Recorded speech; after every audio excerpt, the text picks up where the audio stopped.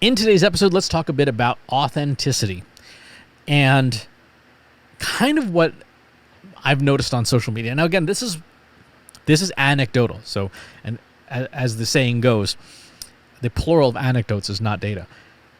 But I've noticed that a lot of folks, particularly on social networks like LinkedIn, have started using AI-generated content, particularly art, for posts. And I think that's fine. I think it's a good use of the technology because it's not super high risk.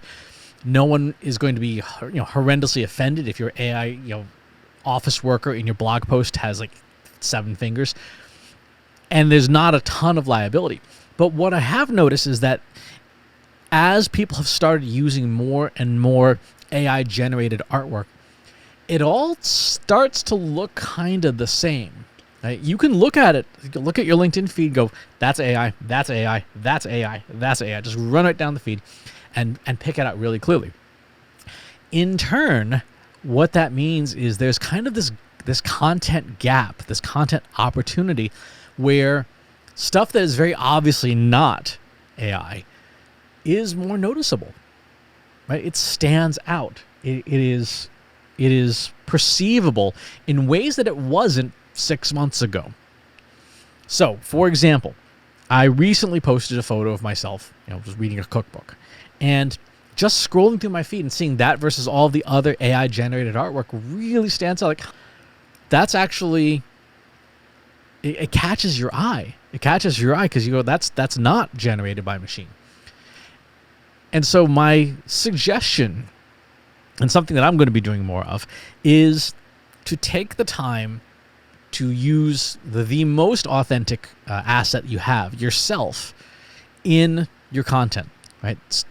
Unretouched, not manipulated, with all of the things that you think are flaws about yourself, but are probably not, intact, because that goes against what most AI models, particularly image models, have been programmed to do. There is a distinct bias, one that has been talked about in both the literature and in the AI community, within image generation models in particular, that even if you feed it a photo of yourself, it doesn't return necessarily an accurate photo of you. It returns a partially idealized version of you. It makes you look younger. It makes you look thinner. It makes you look more what is typically regarded as attractive, and it's obvious.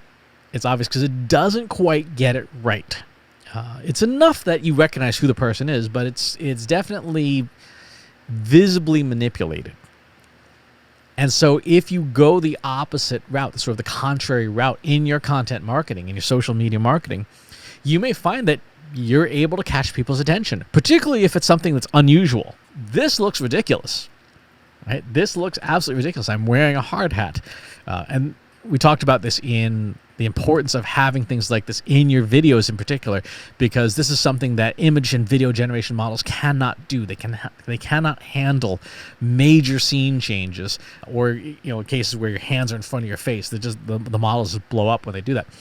But silly hats or not, having your flaws, keeping your flaws, maybe even emphasizing them to some degree, communicates that level of authenticity. Taking that photo that is not super polished, taking that photo when you're like, oh, your collar is kind of screwed up on your shirt, that is eye-catching. That is eye-catching today in a world where people are using machines to generate things that are ideal but fake, right? So if authenticity is part of your brand value, if authenticity is important to your brand, your personal brand, try doing more of stuff with you as the centerpiece in unretouched form, and see if that content performs better.